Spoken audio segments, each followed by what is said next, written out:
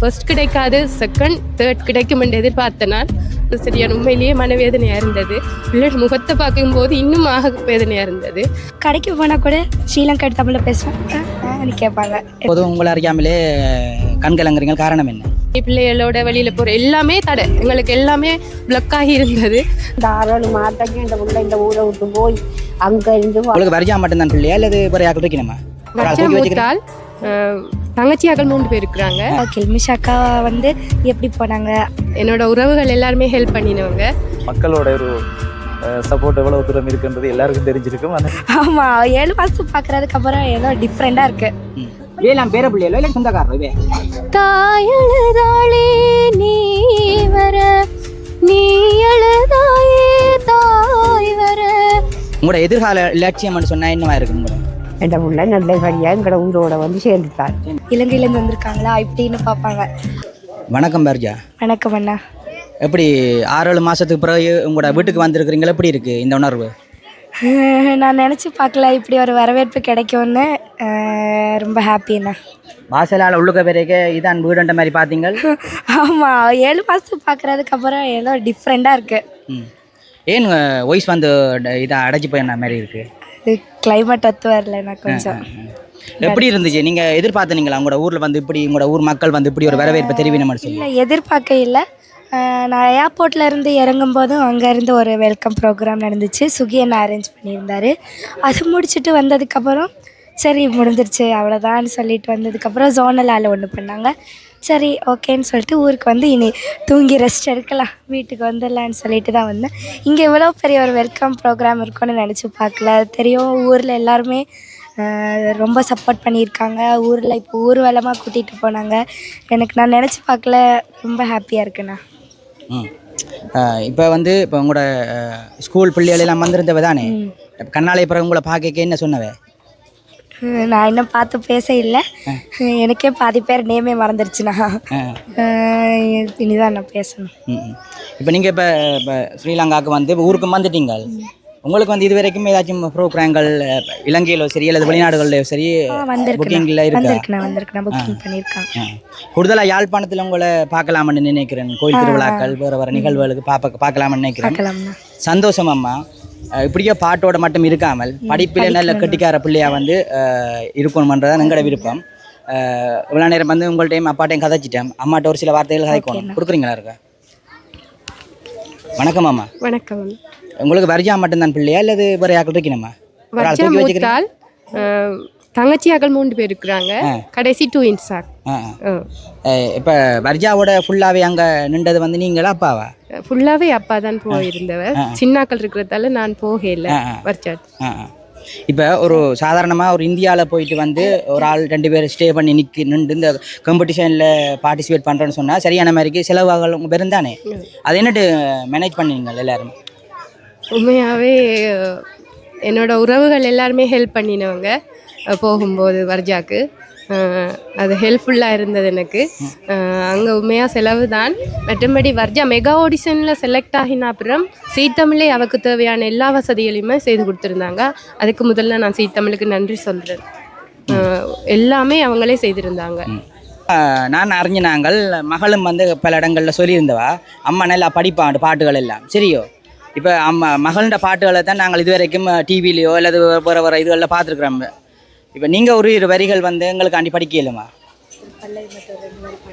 Okay. சின்ன தாயவள் அந்த ராசாவே, கண்ணில் தோன்றிய சின்ன ரோசாவே,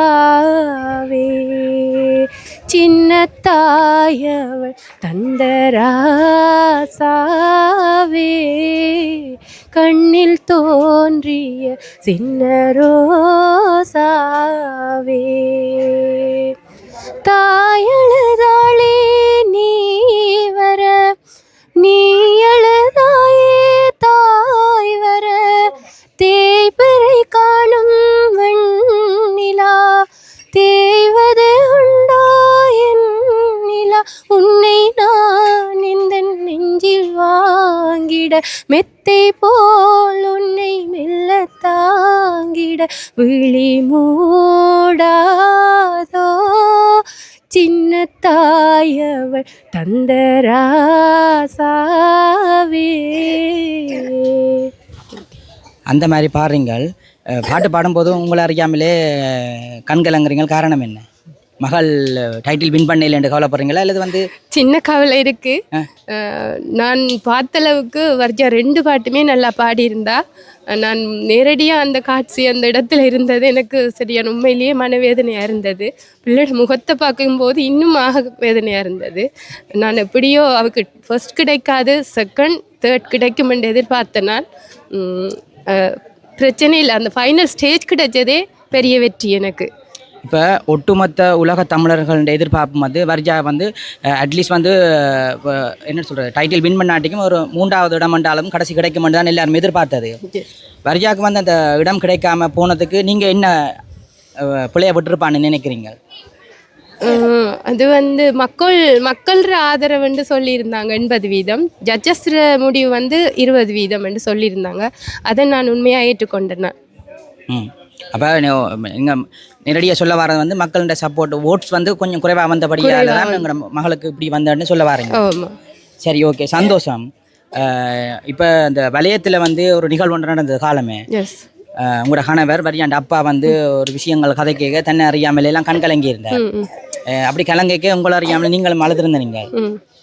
அதை இந்த விளக்கத்திற்கா சொல்லுவீங்களா? உண்மையாக வர்ஜா அப்பா நாங்கள் பிரிஞ்சிருந்ததுன்றது குறைவு. ஒரு 2 நாள் 3 நாள் தான் நாங்கள் பிரிஞ்சே இருந்திருக்கிறோம் இது வரைக்கும்.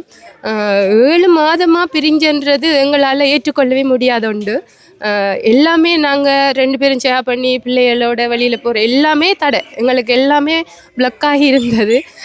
இப்போ வர்ஜா வந்ததும் அவ்வளோ பெரிய சந்தோஷமாக இருக்குது எங்களுக்கு. இனி எல்லாமே ஹாப்பியாக இருக்கும்.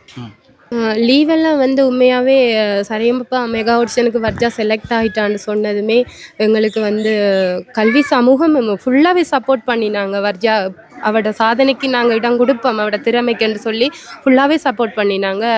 அதனால் லீவெல்லாம் பெற்றுக்கொள்கிறது எங்களுக்கு ஈஸியாகவே இருந்தது. சரி, அம்மாவோட இவ்வளோ நான் கதைச்சிட்டேன்.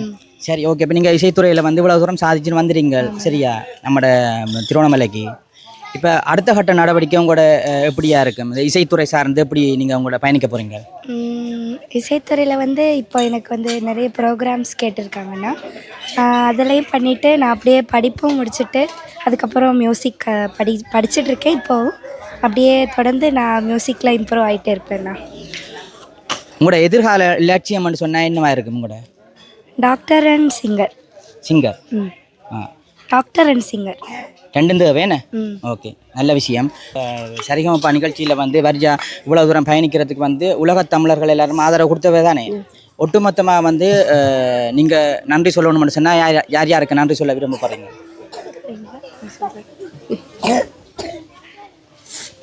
நான் ஃபஸ்ட்டு வந்து அம்மாவுக்கும் அப்பாவுக்கும் நன்றி சொல்லணும். அதுக்கு பிறகு வந்து எனக்கு நான் சரிகமப்பா ஜேர்னி ஸ்டார்ட் பண்ணதுலேருந்து டாப் 5 வரைக்கும் வந்ததுக்கு சப்போர்ட் பண்ண மக்களுக்கு நான் நன்றி சொல்லணும்.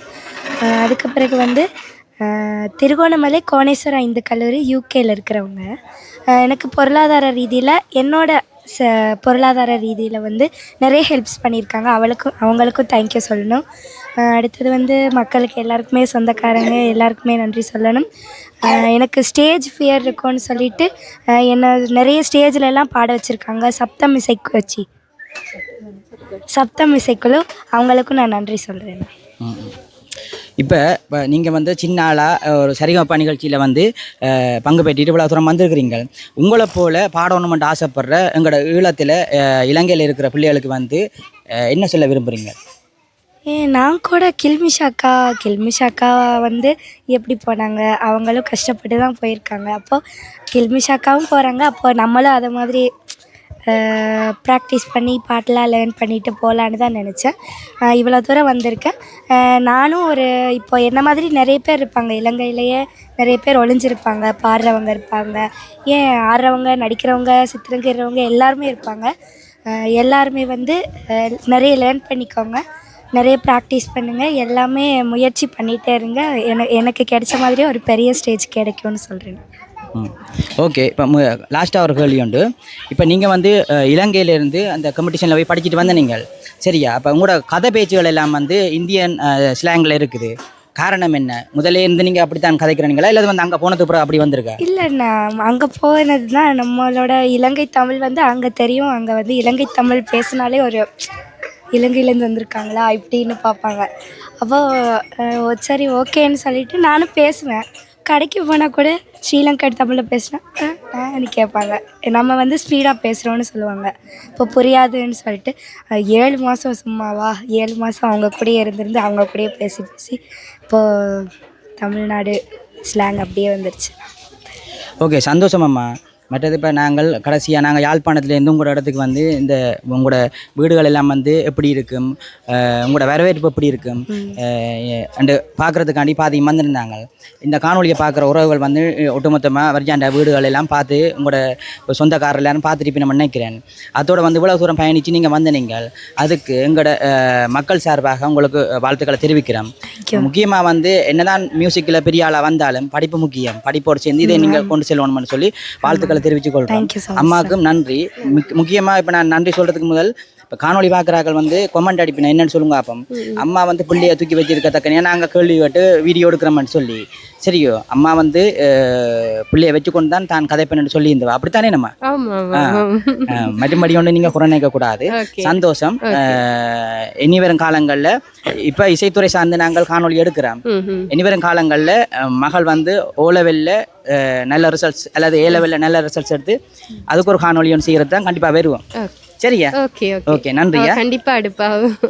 சரி, சந்தோஷம். ஓகே, எல்லாம் இருக்கா? நீங்க வர்ஜாண்ட என்ன முறை அம்மாவா? ஆமாம்மா. சரி, ஓகே. வர்ஜா வந்து இப்போ 6-7 மாசமா இங்கே இல்லை தானே? இன்றைக்கு பார்க்க என்ன சந்தோஷமா இந்த மாதிரி எப்படி இருந்துச்சு உங்களுக்கு? எப்படி சந்தோஷம், நல்ல சந்தோஷமா இருந்து பாடி இந்த 6-7 மாதத்தையும் இந்த பிள்ளை இந்த ஊரை விட்டு போய் அங்கே இருந்து பாதுகாப்பா அப்பாவும் பிள்ளையும் இருந்து இந்த பிள்ளைய அப்பா வச்சு ஒரு அம்மா பாதுகாத்த மாதிரி பாதுகாத்து இலங்கைக்கு கூட்டி வரார். எங்களை வீட்டை கூட்டி வந்தாருங்கள். எங்களுக்கு நல்ல சந்தோஷம். சந்தோஷம்.